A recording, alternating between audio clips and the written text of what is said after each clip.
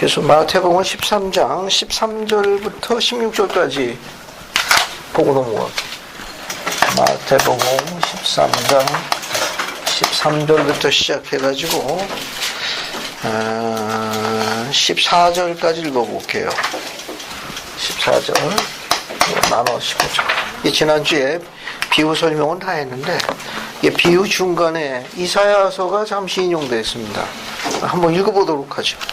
그래서 방수인 자매님 마태복음 13장 13절부터 15절까지 쭉 한번 읽어보세요.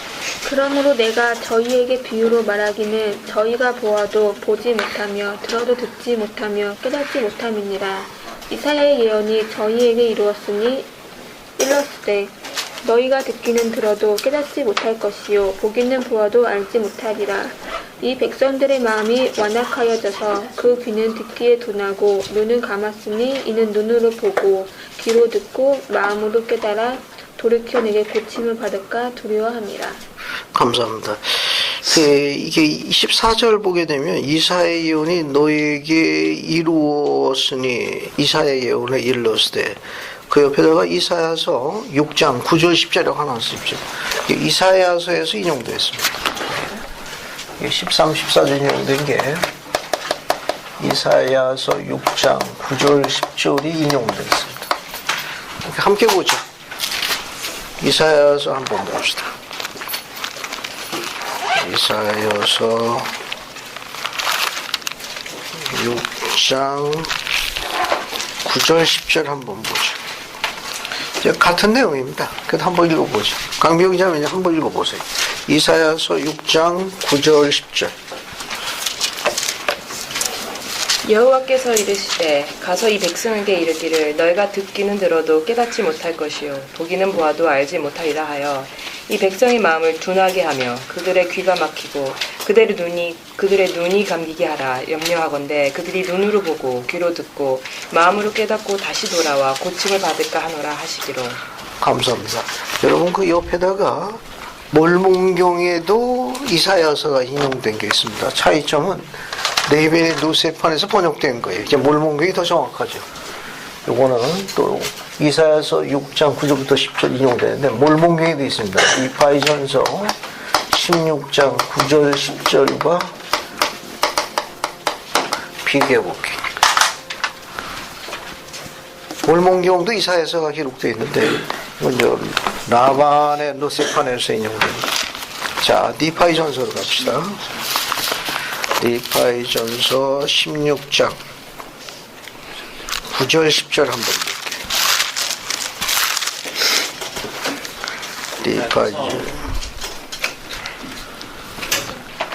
니파이 후서가 맞네. 그렇지. 어쩐지 이상하다 했다. 정정합니다. 어쩐지 니파이 후서로 가야 맞네. 니파이 후서가 맞네. 니파이 후서 16장 맞아. 16장 9절 10절. 네, 맞네. 정정합니다. 니파이 후서 16장 9절 10절. 정성을 이제 한번 읽어보세요. 네, 이에 그가 이르시되 가서 이 백성이 이르라 너희가 과연 듣거니와 그들이 깨닫지 못하였으며 너희가 과연 보거니와 그들이 알지 못하였느니라 하더라. 이 백성의 마음으로 둔하게 하며 그들의 귀로 무디게 하고 그들의 눈을 감기게 하라. 염려컨대 그들이 그 눈으로 보고 그 귀로 듣고 그 마음으로 깨닫고 돌이켜 고침을 받을까 하노라. 감사합니다. 다 같은 내용인데 몰문경이 훨씬 더 주님의 메시지가 더 정확한 편이에요.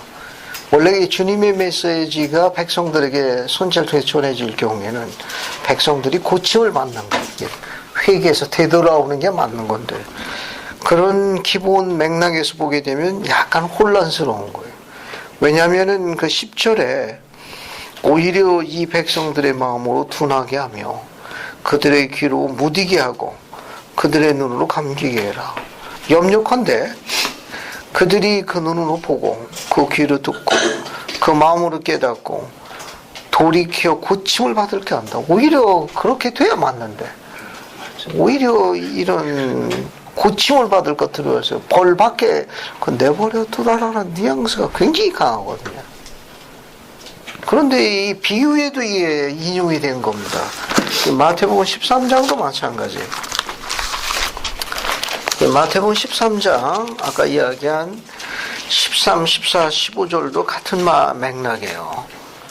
13, 14, 15절도 이사야서의 글이 인용돼 가지고 여기 나와서 보아도 보지 못하고 들어도 듣지 못하고 깨닫지 못할 것이다. 오히려 이들이 눈으로 보고 귀로 듣고 마음으로 깨달아 돌이켜 고침받고 두려워하느니라.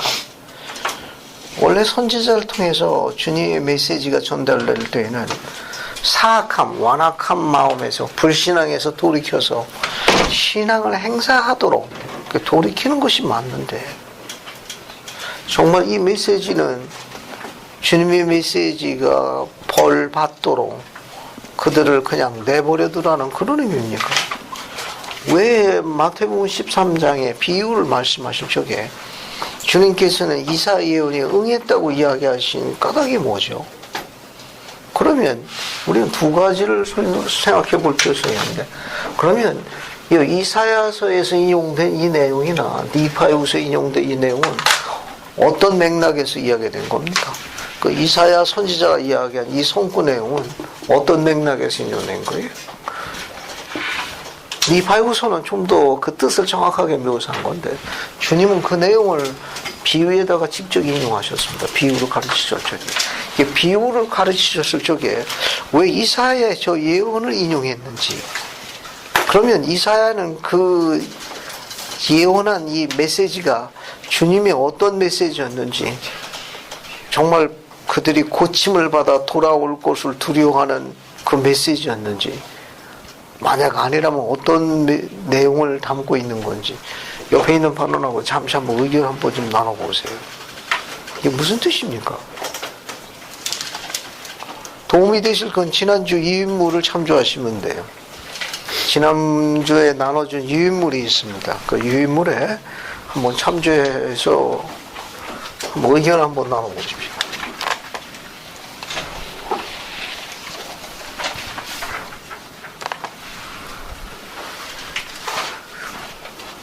약간 까다로운 성구입니다. 그 성구를 이해하게 되면 왜 마태복음 13장 비유에 이사야의 예언을 주님이 인용하셨는지 이해할 수 있습니다. 이 성구를 한번 이해하고 넘어가시는 게 좋아요. 이 성구가 이제 종종 몇 군데 인용이 됩니다. 몇 군데 인용이 되는데, 정말 이 메시지를 받은 그 백성들이 돌이켜 고침을 받을까 염려한 메시지지.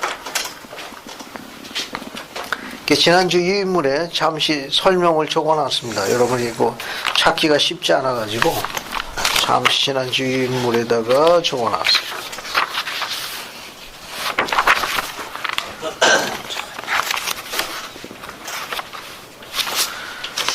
자, 여러분 지난주 유인물 13-9를 한번 봅시다. 지난주 나는 유인물 13-9를 보세요. 앞에 유인물이 있으니까 필요하신 분 앞에서 가져가세요. 그 13-9의 인용문에 대한 그 설명문 한번 보세요. 거기 보면 백성들이 자신의 선택에 완전한 책임을 가지게 하여 변명의 여지를 남기지 않도록 하는 것도 이사야가 전하도록 위임받은 임무 중에 하나였다. 왜냐하면 주님은 그의 백성들이 거의 대부분 그의 말을 거절하리라는 것을 말씀하고 계시기 때문이다. 몰몬경에는 그 같은 과정을 다음과 같이 묘사하고 있다. 니파에후서 16장 9절 10절 인용된 겁니다. 이에 그가 이르시되 가서 이 백성이 이르라. 너희가 과연 듣거니와 그들이 깨닫지 못하였으며 너희가 과연 보거니와 그들이 알지 못하느냐 하더라. 즉 백성들은 듣고 보았다고 주장하지만 그의 메시지의 영을 이해하지는 못하였다. 백성들이 스스로 책임지는 과정을 묘사하기 위해 이 백성의 마음으로 둔하게 하며 그들의 귀로 무디게 하고 그들의 눈으로 감게 하라. 니파에후서 16장 10절은 명함이 전달되었던 것이다. 물론 이 말은 영적인 시력과 영적인 총력과 영적인 느낌을 말한다. 진리를 거절하고 대적하는 자들은 결국 누구나 영적으로 강팍해지게 되어지게 되는 것이다. 자, 이 메시지의 뜻은 무슨 뜻인가 하면은 선지자를 통해서 주님의 메시지가 전달됐는데 그들은 그 메시지를 보고 듣고 깨달았다고 이야기했지만 그 메시지에 담긴 주님의 본 뜻의 그 가르침은 이해하지 못했습니다. 그 이해하지 못한 이유 중에 뭐냐면 그들의 마음이 사악했기 때문에, 완악하기 때문에, 불신앙 때문에 아예 거절한 겁니다. 눈이 있어도 보려고 하지 않았고 귀가 있어도 들으려고 하지 않았으며 마음의 눈을 열지 않았기 때문에 그런 메시지를 느낄 수가 없었어요. 그들이 사악했기 때문에 사악한 거에 대한 그들은 대가를 치러야 되어 있습니다. 이처럼 자신들이 선택한 결과에 대한 책임지는 과정을 묘사한, 비유하는 과정이었습니다. 그래서 이 성구가 약간 까다로워요. 그들이 말로는 우리가 보고 듣고 깨달았다고 이야기하지만 주님께서는 그들의 마음이 워낙 사악해가지고 주님의 메시지를 들으려고 하지도 않고 보려고 하지도 않고 그것을 깨달으려고도 안 했습니다. 결국 그들이 진리를 거절했기 때문에 진리를 거절한 사악한 그들에게는 심판이 긴박한 거예요. 심판을 면치 못하는 그 메시지를 은유적으로 표현한 메시지입니다. 이런 배경을 모르고 읽게 되게 되면은 선지자의 말씀은 오히려 그들을 고침을 받아 돌이키게 함이 많은데 손질하시겠다는 뉘앙스가 굉장히 강하거든요. 그래서 약간 까다로운 겁니다. 이 비유의 이 말씀을 인용하신 이유는 선지자 이사야 예언이 너에게 응하였구나. 이 말은 주님께서 성령을 베푸셨습니다. 말씀을 전하시고 그들 앞에서 직접 증거하셨어요. 너희들이 본다고 하지만 보지 못하고, 너희들이 들었다고 하는데 들으려고 안 하고, 너희들이 깨달았고 했더니 무엇을 깨달았느냐. 내가 직접 하나님의 아들로 지상에 와서 너희들 눈에 보였고 내 입에서 나오는 메시지를 내가 너희들에게 계속해서 가르치는 가르침을 너희들이 깨달았느냐. 그들이 그것을 보려고 하든 또 들으려고 하는, 또 깨달으려 하는 그런 영적인 시력, 신앙의 눈을 가지려고 안 했습니다. 영적인 청력, 신앙의 귀를 가리려고 하지 않았습니다. 무엇보다도 주님을 영접하려는 마음의 문을 안 열었습니다. 이런 사악함 때문에 그들은 진리를 대적했습니다. 이 비유의 말씀을 하나님의 말씀인데 그들의 그런 신앙의 눈이나 영적인 청각이나 그런 영적인 마음이 없어가지고 그들은 그것을 이해하려고 아예 안 했기 때문에 주님께서 이 비유의 말씀을 직접 인용하신 겁니다. 직접 이렇게 주님께서 아주 주옥 같은 하나님의 말씀을 전했지만 그들은 아예 들으려고도 안 하고 깨달으려고조차 노력을 안 했던 겁니다. 그뿐만 아니라 신앙의 눈으로 바라보지도 않았어요. 그들이 이런 사악함으로 인한, 진리를 대적한 사악함으로 이런 믿지 않음, 불신앙은 주님의 영을 차단했습니다. 그들이 주님의 영을 차단하는 그 사악한 행위의 결과를 이 이사야서를 인용하신 거예요.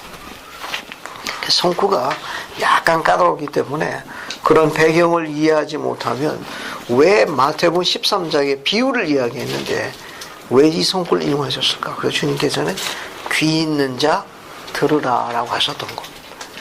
귀 있는 자 들으라는 건 뭐냐면 주님을 기꺼이 따르고 주님께서 하시는 말씀을 기꺼이 받아들이고자 하는 성결케 되는 자들에게 이 비유는 주님의 영으로 깨달을 것을 말씀하셨어요. 그러나 그와 같은 신앙의 눈이라든지 영적인 청각이라든지 신앙의 마음, 그런 열린 마음을 갖지 않은 자들은 이 비유를 깨달을 수 없었기 때문에 비유로, 은유로 감춰두신 거였어요. 오늘날 우리도 마찬가지입니다. 오늘날도 이런 주님의 말씀을 깨닫기 위해서는 인간이 하나님을 믿는 신앙을 갖기 위해서 가져야 하는 세 가지 요소가 있습니다. 주님께서는 그 말씀을 영적인 눈도 없고 영적인 청각도 없고 너희들이 영적인 깨닫는 능력도 없도다 라고 비난하신 거였어요. 그러면 인간이 하나님을 믿는 신앙을 갖기 위해서 가져야 하는 세 가지 지식이 있습니다. 선지자 조세스가 가르쳤는데 이 가르침은 시사하는 바가 많습니다. 잠시 시간을 드릴 테니까 하나님을 믿는 신앙을 갖기 위해서 인간이 가져야 하는 세 가지 지식이 어떤 것이 있는지 옆에 있는 반원에게 의견을 한번 나눠서 한번 나름대로 한번 찾아보세요. 즉 인간이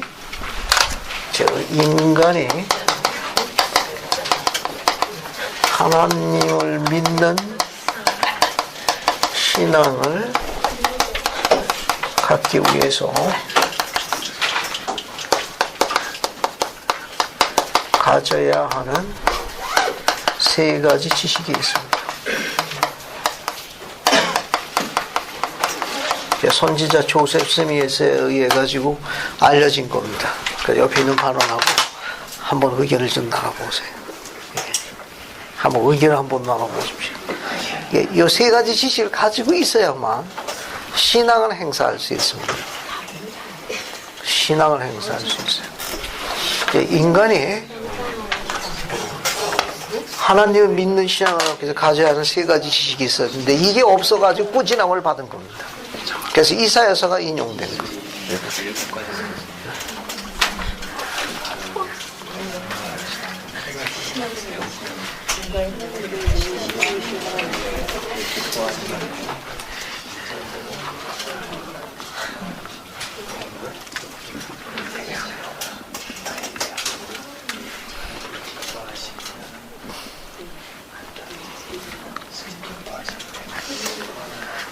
어느 누구든지 이 지식이 없으면 하나님을 따르는 신앙을 키울 수가 없어요. 이거는 이 부분과 관련이 있습니다. 조금 있다가 베드로가 이제 바다에 빠져가지고 건져내는 장면이 있어요. 그때 주님께서 이야기하십니다. 믿음이 적은 자여 왜 의심하였뇨? 이제 그 내용이 나옵니다. 의심하지 왜 의심했냐? 얘가. 그래서 바다에서 한번 저기 샤워 한번 하죠. 다음 주 종강이에요? 다음 주 총각. 민훈이가 열심히 기도한 결과지. 얼굴이 굉장히 밝아 보이잖아요. 자, 의견 나눴습니까? 활발한 토론이 이루어지는 것 같습니다. 자, 좋습니다. 이거는 가르침을 받아야 돼요. 그래야만 이거 설명할 수 있습니다. 이걸 교리라고 그럽니다. 이런 교리를 이해해야만 신앙을 쌓게 할 수 있고 신앙이 굉장히 커지는 거예요.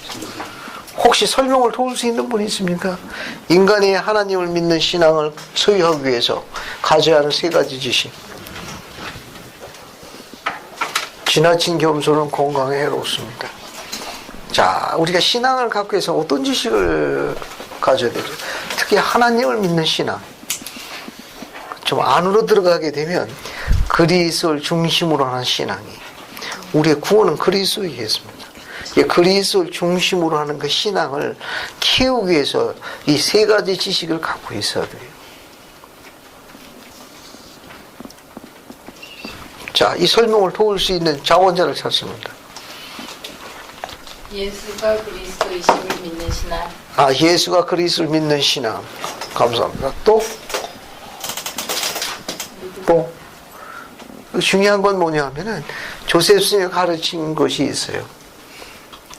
세 가지가 있습니다. 강미영 자매님. 하나님이 살아계시다는 거. 첫 번째. 하나님이 살아계시다는 걸 의심하면 안 돼. 그거 의심하면 아무런 신앙을 키울 수가 없습니다. 신앙은 눈에 보이지 않는 실상이에요. 눈에 안 보인다고 그게 없는 게 아닙니다. 그게 눈에 보이지 않는 실상이에요. 하나님이 안 보인다고 안 살아계시다. 그렇지 않거든. 하나님이 실제로 살아계시다는 것을 알아야 돼요. 두 번째. 뭘 알아야 됩니까? 수정이. 수연이. 모든 것을 아신다는. 모든 것이 아십니다.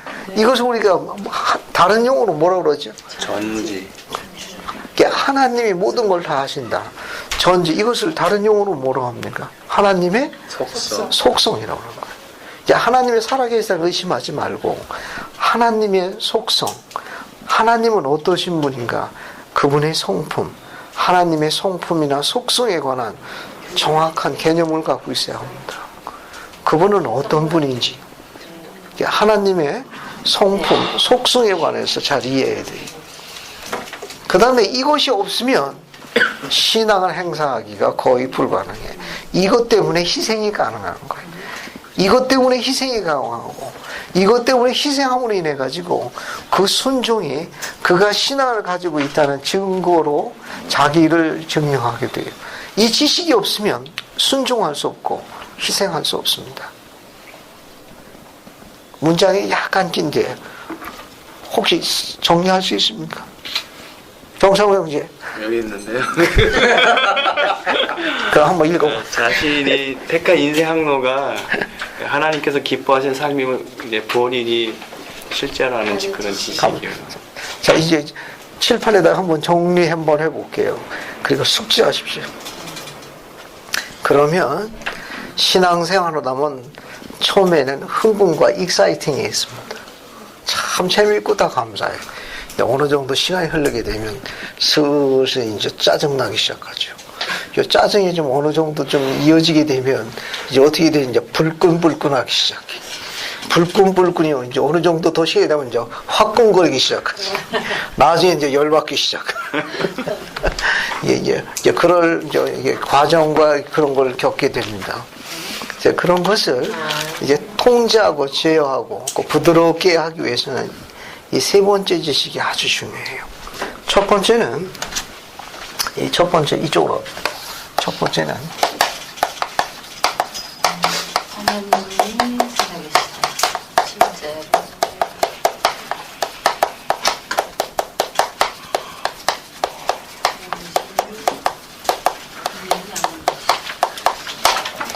하나님이 실제로 살아계신 걸 분명히 아는 지식이 필요해요. 하나님은 살아계시다. 매일 항상 숨쉬고 있는 동안에. 근데 우리는 요즘 너무 바빠서 가끔 잊어버리죠.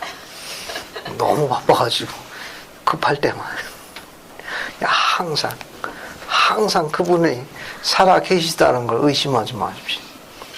항상 그분이 항상 살아계시다는 것을 그분이 우리들에게 인지하도록 그런 뿌리를 심어주기 위해서 마련하신 다른 계획이 뭐냐면 그게 바로 시련이라는 가치입니다. 시련이라는 가치는 우리들에게 환난, 핍박이 다 마찬가지예요. 이것은 신에 대해서 근접성을 가르쳐 줍니다. 이런 시련, 핍박, 서름, 박해는 하나님을 닮아가게 해주는 아름다운 과정 중에 하나예요. 물론 시련은 가치를 가지고 있는데 그 가치가 여러 가지 의미가 있습니다. 신앙을 행사하게 되면 어느 누구도 뺏어갈 수 없는 그런 돈독한 신앙을 더 많이 권능의 근원을 가져다 주지만 그렇지 않을 때는 고통만 남게 됩니다. 그게 시련이 축복으로 전환되느냐 아니면 고통으로 남느냐는 건 오직 신앙과의 차이점이에요. 그래서 우리가 하나님 같은 성품을 다듬기 위해서는 핍박, 박해, 서름, 외로움, 시련이라는 필수 요소들입니다. 그게 없으면 신의 성품을 못 배웁니다. 이거는. 그래서 하나님께서 실제로 살아계시다는 걸 분명히 아는 지식을 갖고 있어야 합니다. 두 번째는 하나님의 성품 또는 속성에 대한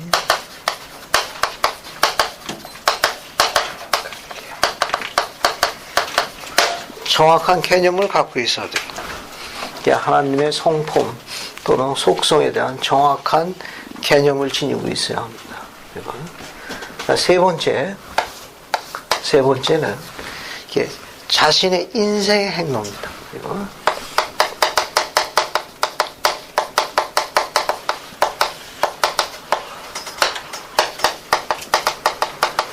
자신이 택한 거예요.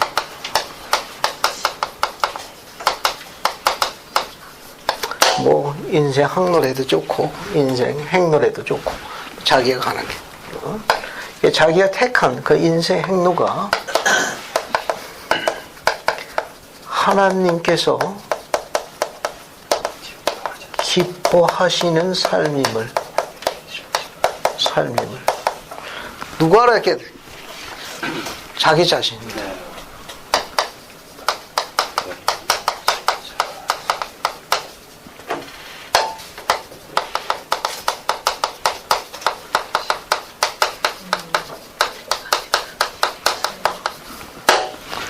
자기가 택한 겁니다. 자기가 택하죠. 걸어가는 길이. 그 걸어가는 그 인생 항로를, 그 행로를 누가 기뻐하느냐? 위에서 보신 하나님께서 기뻐하시는 삶임을 본인이 실제로 알아야 돼요. 본인이 실제로 깨닫는 개인적인 지식을 갖고 있어야 합니다. 이 지식이 있어야만 희생할 수 있어요. 여기서 희생이 오는 거예요. 그러니까 그래야만 선교사업 나갈 수 있습니다. 이 선교사업은 이 지식이 없으면 선교사업 못 나가. 내가 택한 이 행로를, 이 인생 행로를 누가? 하늘에 계시는 하나님께서 기뻐하신 삶임을 본인이 실제로 깨달아야만 그곳을 뛰어듭니다. 이 지식이 없으면 희생하기가 어렵습니다. 11조를 바친다. 지혜 말씀 지킨다. 순결의 법을 지킨다. 안식을 지킨다. 또 여러분 개인적으로 얼마나 힘들고 어려워요. 요즘에 얼마나 바쁘고 이제 그런 바쁘고 힘든 삶의 연속 학업이나 이와 같은 것 중에서도 내가 이렇게 바쁜 시간을 잠시 뒤로 미루고 주님의 제단의 배움을 받기 위해서 말씀을 잡기 위해서 종교에 오는 그런 택한 인생 행로를 누가 기뻐하는 겁니까? 하나님께서 기뻐하신다는 걸 누가 깨달아야 돼요? 본인이 깨달아야만 희생이 가능해요. 그래야만 여기 오는 거지. 안 그러면 여기 못 옵니다. 결코 올 수가 없는 거예요. 이와 같은 세 가지 지식은 인간의 하나님을 믿는 신앙 안으로 들어가면 그리스도를 중심으로 하는 신앙을 갖기 위해서 인간이 가져야 하는 세 가지 지식으로 선지자 조셉 스미스가 설명한 거예요. 자, 하나님이 살아계시다는 것에 대한 분명히 아는 지식이 필요합니다. 그 다음에 하나님의 성품 또는 속성에 대한 정확한 개념이 필요해요. 그 다음에 세 번째는 자신이 택한 인생 행로를 하나님께서 기뻐하시는 삶임을 본인이 실제로 깨닫는 개인 지식이 필요합니다. 그래야만 순종할 수 있고 희생할 수 있어요. 그래야만 위로받지, 안 그러면 위로받기 어렵습니다. 엄청 손해보고 있는 거예요. 이런 세 가지 지식이 필요합니다. 이런 지식을 갖고 주님의 말씀을 들어야 되는데 당시 사악한 이스라엘 백성들은 보려고도 안 하고 들으려고도 안 하고 마음을 열려고도 안 하게 돼요. 주님께서 그들의 불신앙과 사악함으로 비유를 닫으시고 즉 믿음 있는 자만 깨달을지니 귀 있는 자가 깨달을지라고 묘사하셨던 겁니다. 그래서 이사야서 6글은 이런 배경과 관련이 있다는 거. 자, 그 다음에 이제 또 하나 보실 게 뭐가 있는가 하면은 이 비유를 다 깨달은 다음에 51절과 52절 보세요. 13장 51, 52절 보시면 또 뭐라고 얘기하셨는가 하면은 이 모든 걸 깨달았느냐 하시니 대답하되 그러하오이다. 예수께서 이르시되 그러므로 천국의 제단은 서기관마다 마치 새 것과 옛 것을 그 곳간에서 내오는 집주인과 같으니라 하시니라 라고 비유를 마치셨어요. 자, 이제 깨달았느냐? 제자들이 깨달았나이다 했더니 주님께서 이렇게 이야기했습니다. 그러하도다. 즉 새 것과 옛 것을 자기 곳간에서 꺼내오는 집주인과 같으니라 하셨습니다. 여기서 우리가 주목해야 할 건 뭐냐면 52절에 새 것과 옛 것이. 새 것은 무엇이며 옛 것은 무엇이라고 생각합니까? 이게 새 것과 옛 것은 무엇을 의미하는 것 같습니까? 프린트에 새 거는 몰몬경이고 옛 것은 성경이라고 써있어요. 예, 저렇게 금방 나오시는 거 보면 이게 영어로 깨달음이 큰 거예요.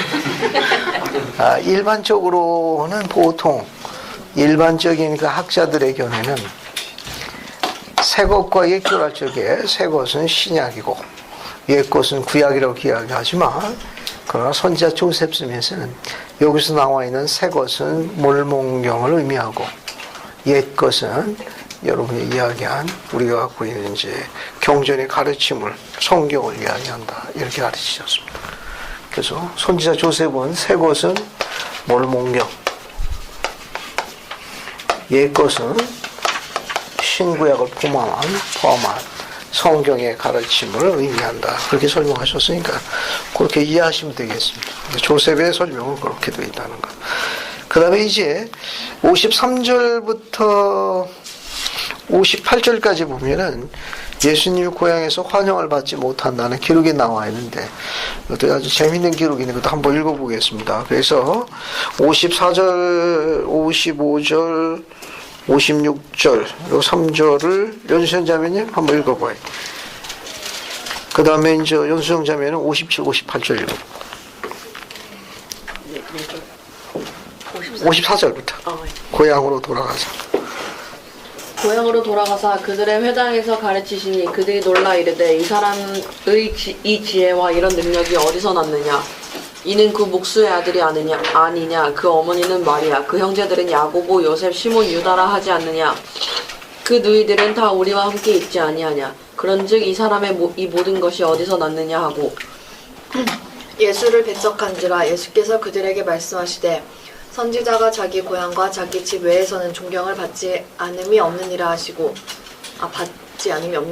그들이 믿지 않음으로 말미암아 거기서 많은 능력을 행하지 아니하시니라. 감사합니다.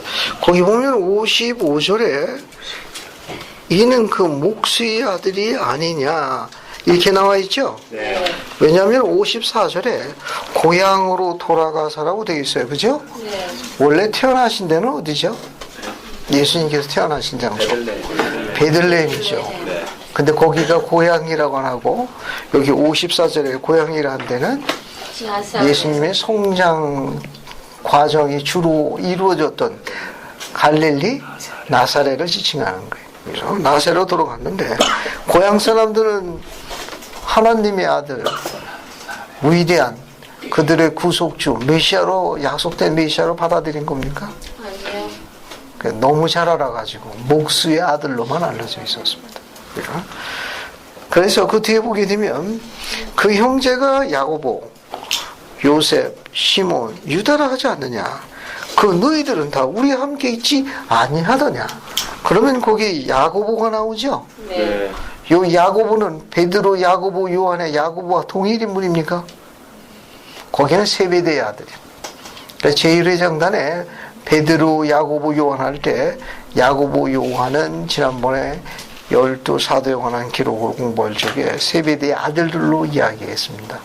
요 야고보는 우리가 갖고 있는 신약 성경 뒷부분에 보면 야고보서라고 나오죠. 네. 선지자 조셉 스미스가 숲속에 갈 때 읽었던 성경 야고보서의 저자예요.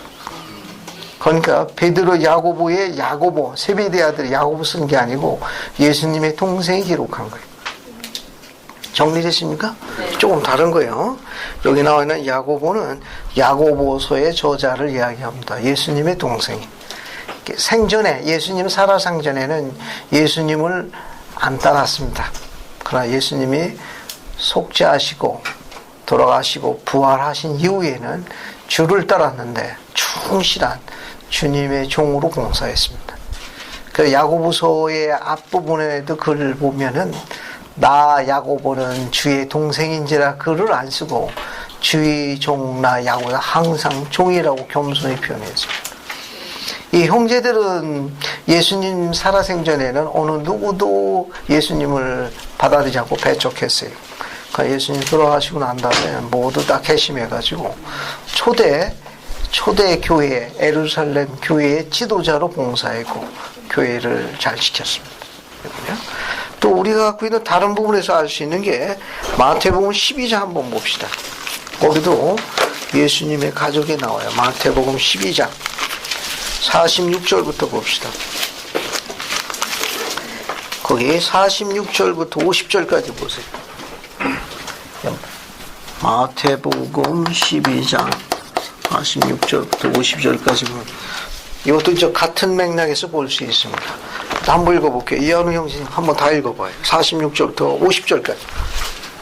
예수께서 우리에게 말씀하실 때 그의 어머니와 동생들이 예수께 말하려고 밖에 섰더니 한 사람이 예수께 여짜오되 보소서 당신의 어머니와 동생들이 당신께 말하려고 밖에 서 있나이다 하니 말하던 사람에게 대답하여 이르시되 누가 내 어머니이며 누가 내 동생들이냐 하시고 손을 내밀어 제자들을 가리켜 이르시되 나의 어머니와 나의 동생들을 보라. 누구든지 하늘에 계신 내 아버지의 뜻대로 하는 자가 내 형제요 자매요 어머니이니라 하시더라. 감사합니다. 거기 보면 46절에 예수께서 우리에게 말씀하실 적에 성역을 펼칠 때 누가 찾아왔습니까? 어머니와 조금 전에 얘기한 동생들이니까 아까 마태복음 13장 55절에 나와 있는 아마 가족들이 왔을 거예요. 그랬더니 제자들이 뭐라고 이야기했습니까? 밖에 당신의 어머니와 동생들이 당신께 말하고자 밖에 있습니다. 라고 했더니 주님께서 뭐라고 반문하셨습니까? 누가 내 모친이며 내 동생들이냐? 50절에 뭐라고 이야기해 줬어요? 누구든지 하늘에 계신 내 아버지 뜻대로 하는 자가 내 형제요 자매요 모친이라. 이 말씀은 왜 이렇게 하셨죠? 교회 들어오면 의절하라 뜻이죠? 교회 들어오면 그냥 의절해라 그런 뜻입니까? 가족들한테 더 잘하라. 가족들한테 더 잘하라. 가족들한테 더 잘해라. 감사합니다. 또 애식하는 자가 예, 박윤혜 자매님. 애식하는 자가 되지 말고 나의 본을 따라서 행해라. 감사합니다. 감사합니다. 또 이건 어떤 맥락에서 이야기하신 겁니까? 누구든지 하늘에 계신 내 아버지 뜻대로 하는 자가 내 형제여 자매여 모친이라 하더라. 외식하는 자가 되지 말라. 가족에게 더 잘해라. 우리 조 형제님 뭐 개인적인 생각 없습니까? 하나님의 말씀대로 이 세상에서 충실히 살아야 영원한 가족이 될 수가 있다. 그런 의미가 담긴 것 같습니다. 감사합니다. 여러분 지난번에 마태복음 10장 설명한 거 기억하십니까? 거기 보면 내가 화평을 주로 생각하지 말고 공을 주로 왔노라. 기억하세요? 네. 또 새삼스럽게 저를 보시는 분들이 더러 계신데 마태복음 10장 잠시 보고 넘어갈게요. 왜 주님께서 이렇게 이야기하셨는가 하면은 이미 마태복음 10장에 언급되어 있습니다. 34절부터 39절까지 봅시다. 봤습니까? 네. 자, 거기 보면 내가 세상에 화평을 주러 온 줄로 생각하지 말라. 화평이 아니요 곰을 주러 왔노라. 내가 온 건 사람이 그 아비와 딸의 어미와 며느리가 시어머니와 부러워하게 하려 함이니 사람의 원수와 자기 집안 식구니라. 아비나 어미를 나보다 더 사랑하는 자는 내게 합당하지 아니하고 아들이나 딸을 나보다 더 사랑하는 자는 내게 합당하지 아니하며 또 자기 십자가를 지고 나를 쫓지 않은 자는 내게 합당하지 아니하니라. 자기 목숨을 얻는 자는 잃을 것이요. 뒤에 보세요. 누구를 위하여? 나를 위하여 자기 목숨을 잃는 자는 뭐하리라? 얻으리라 하시니라. 의절하는 메시지입니까? 이하루 형제는 이 메시지에서 뭘 느꼈습니까? 주님께서 밖에 어머니와 저희 가족들이 와 있었거든요. 네, 우선순위에 있어서 그 어떤 것보다도 심지어 가족보다도 예수 그리스도를 우선에 놓아야지만 진정으로 그리스도를 따른다고 할 수 있는 것 같습니다. 감사합니다. 이 성구는 잘못 오해하게 되게 되면은 조금 전에 이야기한 부분대로 아주 극단적인 그런 생각을 할 수 있는 가능성도 있는데 주님께서 여기서 이야기한 것은 보다 좀 차원이 좀 높은 훨씬 더 높은 수준의 가족 관계에 대해서 언급하신 거예요. 주님께서 우리가 주님을 따르고자 할 적에는 우리 가족에게 축복을 가져다 주거나 남겨다 줄 수 있는 그런 거룩하게 되고 성결케 된 자가 되기를 원하신 겁니다. 즉, 더 정확하게 이야기해가지고 우리가 그런 자가 되기 위해서는 주를 따라야지 믿지 않는 가족들의 그런 부분에 대해서 순위를 이하경제에다 순위를 바뀌게 되면 그런 능력을 갖지를 못합니다. 우리가 주님을 쫓아야만 가족을 축복하고 그들을 축복을 남겨주는 자로 분류할 수 있는 능력 있는 자로 그분이 축복해 주시는 것이지. 만약 우리가 그분의 곁을 떠나가지고 다른 순위를 갖게 된다 그러면 뿌리로부터 가지로부터 떨어져 나간 잔가지가 되기 때문에 그런 능력을 소유하지 못하게 됩니다. 그런 부분에 대해서 혹 그런 게 우리들의 이제 앞으로 이제 신앙생활 때 이제 자주 중복이 되고 중첩되니까 그때 그런 우선순위에 대해서 항상 하나님 중심의 생활을 하는 것이 진정한 의미에서 가족 관계를 보존한다는 걸 가르치신 아주 의미 있는 가르침이에요. 그 순위가 바뀔 적에 많은 사람들이 그분의 곁을 떠나가게 됩니다. 그러니까 주님의 가족, 하나님의 가족이 되기 위해서는 그리스도를 중심으로 하는 생활을 용해야 되는 걸 다시 한번 강조하신 거예요. 우리에게 제일 중요한 거는 그리스도의 중심의 생활을 하도록 우리의 모든 초점을 그분께 맞추는 일입니다. 이거.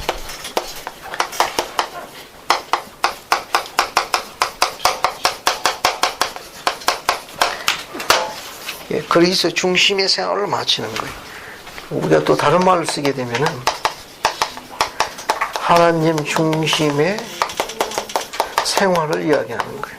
그러니까 그리스도께서 보시는 대로 나도 보고 그리스도께서 생각하시는 대로 나도 생각하고 그분이 느끼시는 대로 나도 느끼고 그분이 결정하는 대로 나도 결정해서 그분과 내가 하나가 되도록 생활해요. 네, 그렇게 생활할 적에 궁극의 그 가족을 보존하고 축복하고 또 그 가족을 영원히 묶을 수 있는 그런 진정한 의미의 힘을 가져줄 수 있다는 걸 이야기한 겁니다. 그래서 주님께서 누구든지 하늘에 계신 내 아버지 뜻대로 하는 자야 내 어머니요 내 형제요 내 자매니라 하시니라. 아 그러면 지키기가 어려울 거예요. 그죠? 좀 더 그런 부분에 대해서 우리 좀 초점을 맞출 필요가 있습니다. 그죠? 그리스도의 중심의 생활, 하나님의 중심의 생활을 할 수 있도록 생활하라. 그런 말입니다.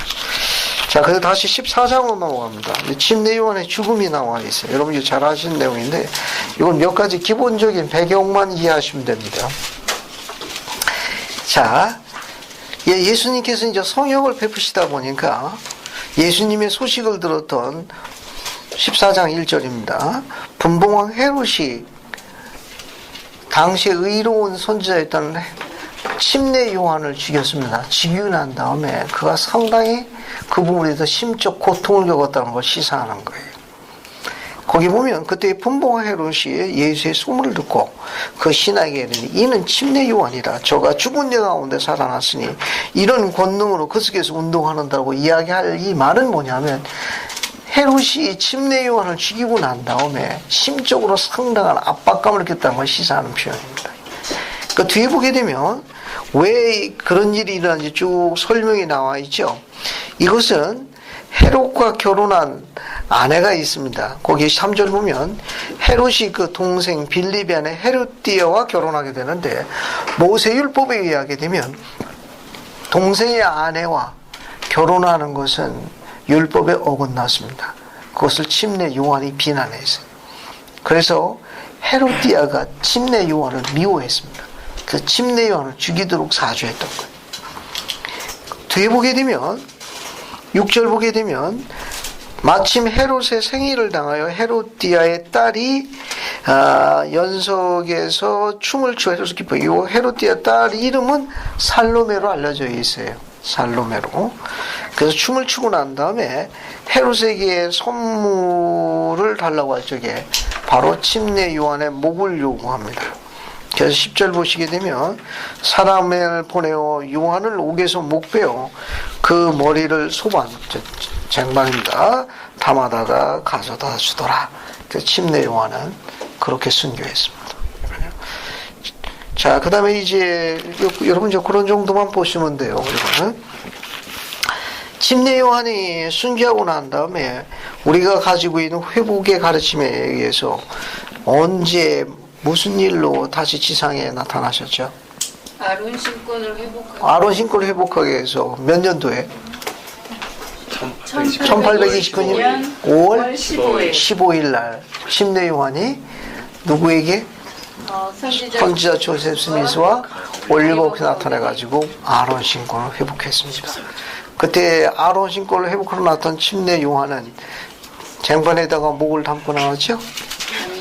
그래서 의식을 베풀 적에 기다려 말을 해야 되니까 목 붙이고 행사하셨나요? 여기 우리가 갖고 있는 마태복음 14장 기록은 목을 잘린 기록으로 공부하고 있는데 아론 신권 회복할 때도 정말 이렇게 쟁반에 담고 나타나냐 하는 거예요. 아니죠? 그러니까 뭐 어떻게 된 겁니까? 침례 요한은 그때 1829년 5월 15일 날은 부활체의 몸으로 방문한 거예요. 부활체의 몸으로. 부활체의 몸으로 방문해가지고 신권의 열쇠를 부여한 겁니다. 그렇다고 그래가지고 부활이 진행 중인 건 아니에요. 우리의 부활은 언제 있죠? 그렇죠. 재림이 시작될 때 첫째 부활 아침에 시작되는 게 일반적인 부활이고, 회복과 특별한 임무에 관련된 주님의 종들 천사들은 주님의 지명에 의해서 어떻게 할 수 있다? 부활체의 몸으로 지상을 방문할 수 있습니다. 선지자 조셉을 방문한 모로나이도 어떤 몸으로 방문한 거예요? 선지자 조셉을 방문한 모로나이도 어떤 몸으로 방문한 겁니까? 부활체 몸으로 방문한 거예요. 그렇게 이해하시면 되겠어요. 부활은 진행 중인 건 아니에요. 신권의 가르침에 따라 가지고 회복과 회복에 관련된 열쇠에 관련된 일 경우 거기에 관련된 지명된 주님의 특별한 종들은 부활체 몸으로 그 임무의 일환으로 방문한다는 거. 자, 그 다음에 이제 보세요. 이제 비유를 말씀하시고 난 다음에 침례 요한의 그 소식을 듣고 그 다음에 13절 보세요. 그래서 이제 침례 요한을 이제 22절 보면 요한의 제자들이 지체를 가져 장사하고 예수께 구하더라. 이제 13절부터 예수님의 또 행적이 나옵니다. 그 소식을 들은 다음에 배를 타고 어디로 가셨어요? 거기 13절에 따로 빈들에 가셨습니다. 근데 빈들에 갔는데 누가 나타났어요? 무리들이 여러 고을로부터 쫓아갔는데 그 무리 수가 어느 정도였습니까? 5,000명. 14절 보시면 큰 무리가 함께하죠. 그런데 큰 무리가 하는데 거기 보면 14절에 예수께서 나오사 큰 무리를 보시 불쌍해서, 근데 이 무리가 누구를 함께 동반해서 왔습니까? 가족들. 거기 뭐 하셨어요? 14절 맨 마지막에 병자. 그 중에 있는 병자들을 고치시니라. 그들이 누구까지 데리고 온 거예요? 각종 모든 질병을 앓고 있는 병자들을 데려가시니까 그 수가 엄청났던 거예요. 그런데 주님께서는 그날 거의 15절 첫 줄에 보면 뭐라고 되어 있습니까? 저녁이 되매라고 되어 있으니까 그날 하루 종일 뭐 하신 거예요? 병자를 고치신 거예요. 따라서 이 수가 엄청났다는 것이 시사하는 거예요.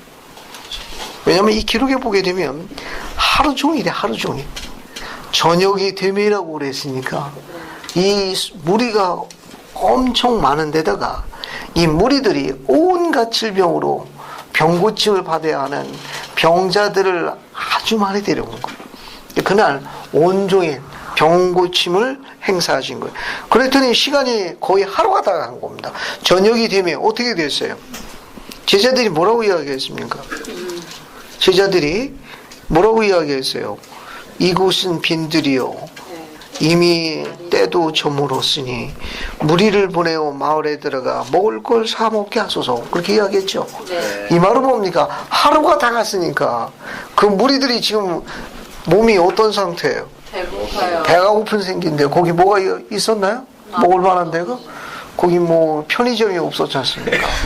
뭐 24시간 편의점이 없어가지고 제자들이 이야기합니다. 이제 돌려보내십시오. 이제 너무 많으니까 이걸 다 우리가 어떻게 해결합니까? 너무 많으니까 뒤에 보면 여자와 아이를 빼고 5,000명이라고 수가 나와 있으니까 이걸 제자들이 봐도 이게 사태가 심각하거든. 이거 계산해봐도 이제 계산이 안 나오는 거예요. 아무리 이거 또 그럴 만한 재정적 능력도 없고 해는 져서 어두운데 배는 고프고 빨리빨리 보내자. 그랬더니 주님께서 뭐라고 했습니까? 16절에 갈 것 없다. 갈 것 없다. 너희가 먹을 걸 주어라. 그죠? 이 말은 뭐냐면 주님께서 약속된 메시아로서의 그분의 권능을 증거하시겠다는 하나의 또 다른 사건이 시작되는 겁니다. 그때 제자들이 뭐가 있다고 그랬습니까?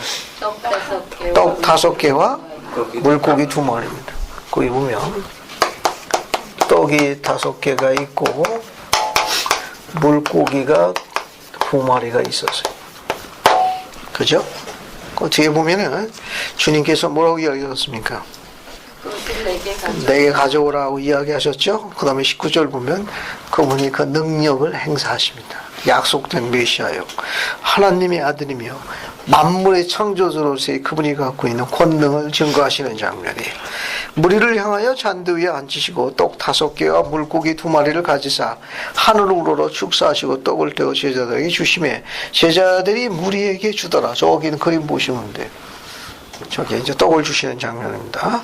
20절 거기 보시면은 다 배불리 먹고 남은 조각을 몇 바구니에? 12바구니에 차게 거두었으며 그 다음에 먹은 사람들이 여자와 아이 외에 몇 명이 되었더라? 5,000명이 되었더라. 이것이 바로 5,000명을 먹일 그 유명한 사건입니다. 아주 유명한 사건. 이 기록은 이제 다른 데도 몇 군데 나옵니다. 마가복음에도 있고 누가복음에도 있고 요한복음에도 있고 각자 다 묘사되어 있어요. 자, 그 다음에 이제 22절부터 33절까지는 여러분이 이제 자주 인용하는 베드로가 바다에 빠진 기록사잖아요. 예수님이 바다 위를 걸은 기록에 관한 기록입니다. 이 사건도 한번 볼게요. 요 사건도 한번 봅시다. 그래서 22절부터 33절까지 한번 읽어볼게요. 그래서 22절부터 시작해가지고 24절까지는 이성지자매님 한번 읽고 그 다음에 25절부터 시작해서 28절까지는 오소라 자매님, 그 다음에 옆에 양자매님은 29절부터 33절까지 읽어봐요. 예수께서 즉시 제자들을 대접하사 자기가 무리를 보내는 동안에 배를 타고 앞서 건너편으로 가게 하시고 무리를 보낸 후에 기도하러 따로 산에 올라가시니라. 저물매 거기 혼자 계시더니 배가 이미 육지에서 술이나 쏟아서 바람이 거스르므로 물결로 말미암아 고난을 당하더라. 밤 사경에 예수께서 바다 위로 걸어서 제자들에게 오시니 제자들이 그가 바다 위로 걸어오심을 보고 놀라 유령이라 하며 무서워하여 소리 지르거늘 예수께서 즉시 이르시되 안심하라 나니 두려워하지 말라. 베드로가 대답하여 이르되 주여 만일 주님이시거든 나를 명하사 물 위로 오라 하소서 하니 오라 하시니 베드로가 배에서 내려 물 위로 걸어서 예수께 가되 바람을 보고 무서워 빠져가는지라 소리질러 이르되 주여 나를 구원하소서 하니 예수께서 즉시 손을 내밀어 그를 붙잡으시며 이르시되 믿음이 작은 자여 왜 의심하였느냐 하시고 배에 함께 오르매 바람이 그치니라. 배에 있는 사람들이 예수께 절하며 이르되 진실로 하나님의 아들이로소이다 하더라. 감사합니다. 예수님께서 어때요? 5,000명에게 다 모으시고 난 다음에 예수님께서 어디 가셨습니까? 건너편. 어디 가셨어요? 배를 타고 건너편. 자, 우리가 갖고 있는 이 기록에는 자세히 안 나와 있는데 다른 기록에 보게 되면 예수님께서 기도하시러 외딴 곳을 가셨다는 기록이 남아 있습니다.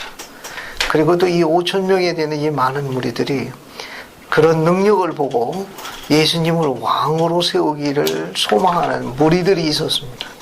그 주님께서는 다른 한적한 장소에서 기도하시러 가셨어요. 기도로 하러 가셨는데 기도하시고 23절에 무리를 보내신 후에 기도하시러 따로 산에 올라가시다가 저물매 혼자 계시다가 그러다가 내려오니까 어떻게 됐습니까? 어떻게 됐어요? 배가 네. 제자들이 고난과 어떻습니까? 거기 보게 되면은 여러 가지 지침 속에 있었다는 걸 이제 발견하시게 되죠. 왜냐하면 배가 이미 육지로부터 멀리 떠나가지고 바람이 거슬므로 물결로 인해서 뭐하게 되어 있습니까?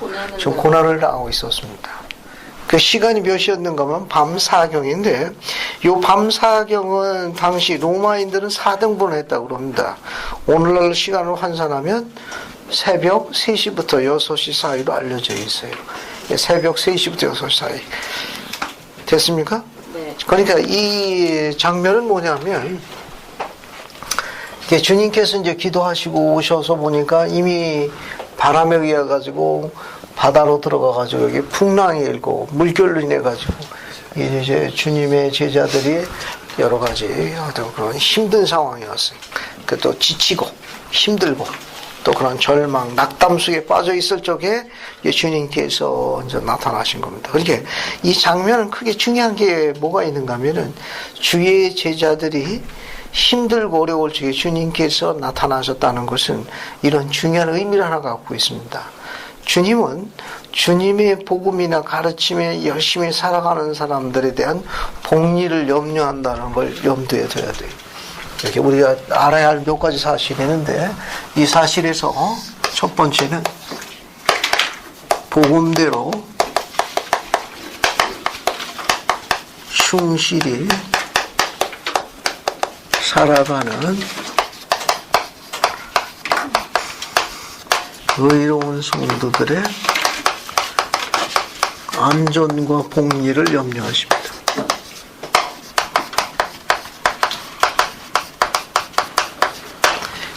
이게 바다 위를 걸어가는 장면에서 첫 번째 이 재미있는 원리가 하나 있어요. 그게 복음대로 충실히 살아가는 의로운 성도들의 안전과 복리를 주님께서 염려하신다는 거예요. 염려하신다는 거고요. 그래서 두 번째 또 뭘 찾아볼 수가 있는가 하면은 25절에 밤 4경에 예수께서 바다 위로 벌써 제자들에게 오시더라. 그렇게 되어 있죠? 네. 그러니까 새벽 3시부터 6시라고 그랬으니까 만약에 흰옷 입은 예수님께서 새벽 3시쯤에 물 위를 걸어 나온다. 여러분 어떨 것 같아요? 왜냐하면 그 제자들이 거기 26절에 뭐라고 했습니까? 바다 위로 걸어오심을 보고 뭐라고 지금 이야기했어요? 귀신이다 라고 이제 무서워했죠. 소리를 지르고 난리를 피니까 주님께서 즉각 대답하셨죠. 뭐라고 이야기했습니까? 안심하라. 내가 두려워 말라 하시니라. 그죠? 물 위로 걸어오라 했습니다. 물 위로 걸어서 주님을 보고 다들 유정인 줄 알았어요. 귀신인 줄 알고 놀랐습니다. 자, 여기서 우리가 또 배울 수 있는 게 뭐냐면은 배에 있는 제자들 중에 성격이 누가 제일 급했던 것 같아요? 베드로라는 걸 시사해 주는 겁니다. 다들 가만히 있는데 베드로는 뭐라고 또 나타났습니까? 28절에 베드로가 대답하여 이야기하기를 주여 만일 주이시거든 나로 명하사 뭐라고 이야기했습니까? 물 위로 오라 하소서. 어떤 영감받은 화가의 그림 보면은 베드로가 벌써 배전에 배 난간에 다리를 걸쳐놓은 그림도 있어요. 말하면서 벌써 다리를 이게 베드로래요. 베드로. 이게 주님이라고 그러니까 이제 조금 더 의심 안 하고 베드로가 벌써 나도 한번 걷게 하시고 벌써 배 난간에 발이 걸려있는 영감받는 재미있는 그림도 있습니다. 베드로는 물 위를 걸었죠. 왜 빠졌습니까? 아니 지금 베드로가 지금 물 위를 걸었잖아요. 벌써 주님께서 무서워 말라 내니 두려워 말라. 그럼 하늘 주이시면 내 주이시고면 나로 물 위를 걸으라 하소서. 주님께서 명하셨죠. 걸어오라고. 벌써 베드로는 난간에 발을 대다 대가서 지금 걷는데 왜 빠졌어? 풍랑이 물결이 너무 사나우니까 무서웠어요. 아, 풍랑이 물어. 우리도 언제 한번 이런 거 실제로 활동을 한번 해봐야, 그죠? 입술을 한번 예능 프로그램을 해봐야 이게 실제로 도움이 되는데. 여기 보세요. 인간이 하나님을 믿는 신앙을 가져야 되는 세 가지 지식이 뭐가 있다고 그랬죠? 하나님이 실제로 살아계시다는 걸 분명히 알아야 된다고 했습니다. 또 하나님의 성품 또는 속성에 대한 정확한 개념을 가져야 한다. 그리고 자신이 선택한 인생 행로를 하나님이 기뻐하시는 걸 자신이 깨달아야 돼요. 저기 베드로가 하나님을 바라볼 적에는 무리를 걸었죠.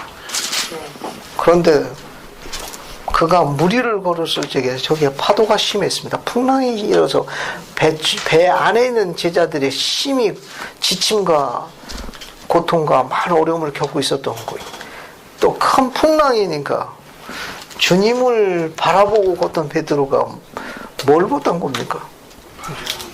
옆에 풍랑이는 물결 보고 초점이 어디로 갔어요? 이제 주님으로부터 다른 쪽으로 갔을 적에 그때 베드로가 어떻게 됐습니까?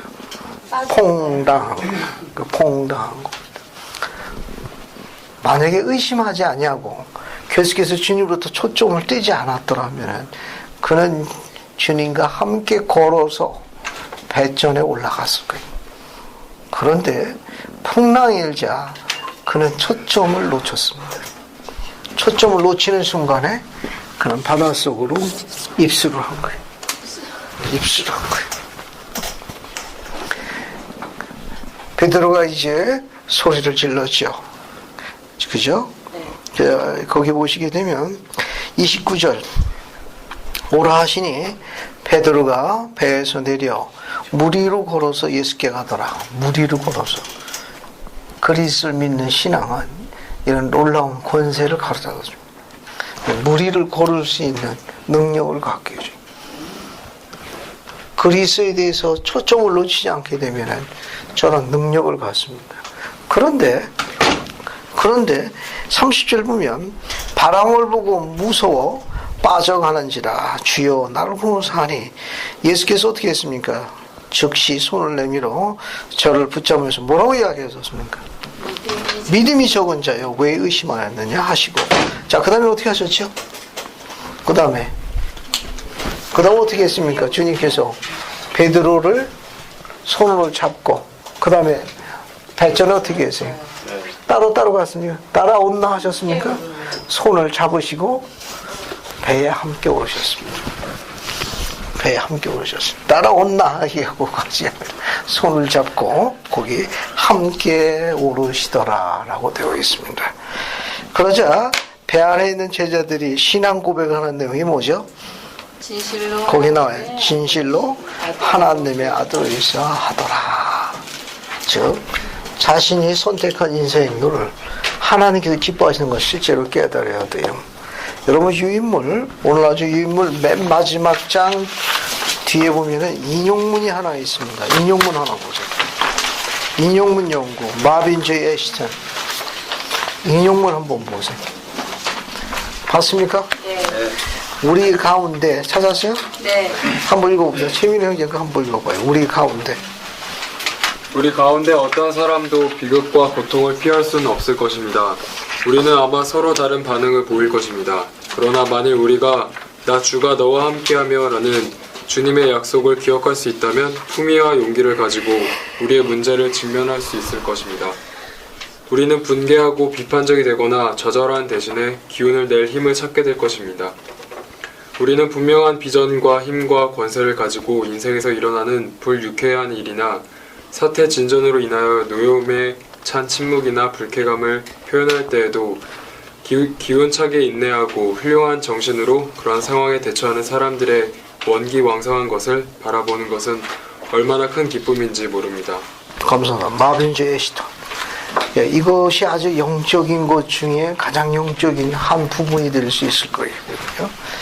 베드로의 주님과 함께 무리를 걸었던 이 사건은 마빈 J. 애시턴 장로의 말씀과 비교해보면 도움을 많이 받을 수 있을 겁니다. 그 다음에 여러분 34절 보세요. 34절부터 36절까지 한번 봅시다. 장신자매님 한번 읽어보세요. 그들이 건너가 게네사렛 땅에 이르니 그곳 사람들이 예수이신 줄을 알고 그 근방에 두루 통지하여 모든 병든 자를 예수께 데리고 와서 다만 예수의 옷자락이라도 손을 대게 하시기를 간구하니 손을 대는 자는 다 나음을 얻으니라.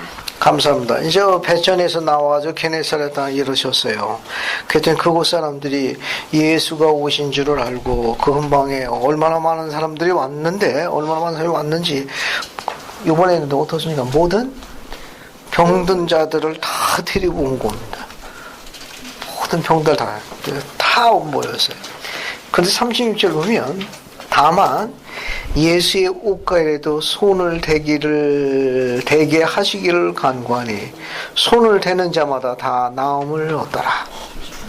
이들은 어떻게 병고침을 받았습니까? 이들은 어떻게 병고침을? 그냥 예수님이 또 게네사에 왔다니까 또 다 또 모였는데 모든 병자들은 글로 다 몰린 거예요. 그들은 어떻게 병고침을 받았어요? 예수님의 옷자락만 만져. 그러면 이들은 어떤 사건을 알고 있었던 겁니까? 이미 12해를 알아요. 그렇죠. 12해 혈루증을 앓는 여인이 예수님이 옷자락을 만져서 병고침을 받은 그 사건이 온 지역에 퍼져나간 거예요. 온 지역에 퍼져나간 거예요. 그래서 그 여인에게 네 믿음이 너를 온전케 하였으니 라고 축복을 했다는 그 주님의 선언이 온 땅에 퍼집니다. 따라서 온갖 질병으로 고통받고 있던 수많은 사람들이 그 소문을 듣고 그들 마음속에 뭐가 자라기 시작한 겁니까? 여기 하나님을 믿는 신앙이 싹 트기 시작한 거예요. 그리스도를 믿는 신앙이 싹 떴던 거예요. 그래서 그들이 어떻게 됐어요? 예수님의 옷자락만 만져도 병고침을 얻기에 합당한 신앙을 증거한 자들이라는 것이 시사하는 거예요. 주님께서 그걸 기꺼이 허락하셨고, 그래서 이 사건은 12회를 혈루증하는 그 여인의 사건과 그것에 대한 주님의 능력이 증거되었다는 것, 시사하는 걸 나타내는 표현이에요. 자, 그 다음에 이제 15장으로 넘어갑니다. 요 15장은 바리새인들에게 외식이 나오는데 주님께서 주님의 가르침과 그들 서기관들의 장로들의 전통적인 가르침과의 여러 가지 상충되는 게 많았어요. 그것은 이제 비난하신 기록입니다. 이 기록은 여러분 한번 쭉 읽어보시면 되는데 거기 2절에 보면은 당신들의 제자들이 어찌하여 장로들의 뒤에 뭐라고 나옵니까? 뭐라고 나와요? 장로들의 전통이라고도 되기도 하고 유전이라 해도 되고 다 같은 표현이에요. 트러디션 해가지고 전통인데 또 다른 번역에는 또 유전이라고도 번역합니다. 두 개 다 좋아요. 그러니까 이거는 뭐 더 쉽게 설명해가지고 전통, 그러니까 전통적인 가르침을 이야기하는 겁니다. 전통적인 가르침. 그러니까 모세가 가르친 그 외에 그들이 그런 서기관들에 의해서 랍비들에 의해서 가르친 전통적인 가르침과 좀 문제가 좀 있었습니다. 그러니까 이제 떡을 먹을 적에 제자들이 손을 안 씻은 걸 가지고 그거 갖고 이제 시비가 벌어진 거였어요. 이건. 그래서 뒤에 보시게 되면 거기 5절에 누구든지 아비에게나 어미에게 말하기를 내가 드려 유익하게 할 것이 하나님께 드림이 되었다 이렇게 나와 있는데 마태복음 7장 11절 보세요. 저기 마가복음 7장 11절 보십시오.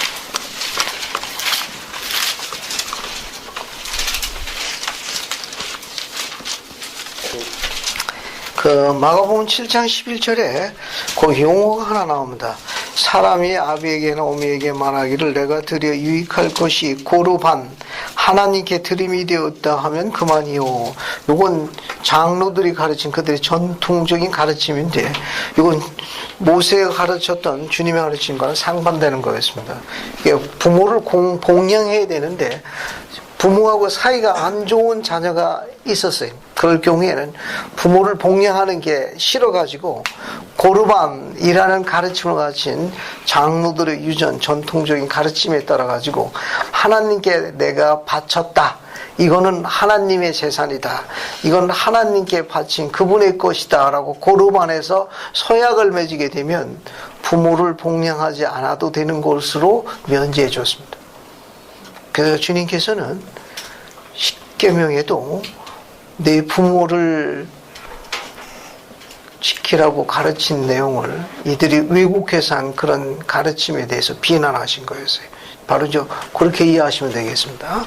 이제 부모를 공경하라고 내가 가르쳤는데 너희들은 그들의 그와 같은 전통적인 가르침을 따라가지고 부모를 봉양하지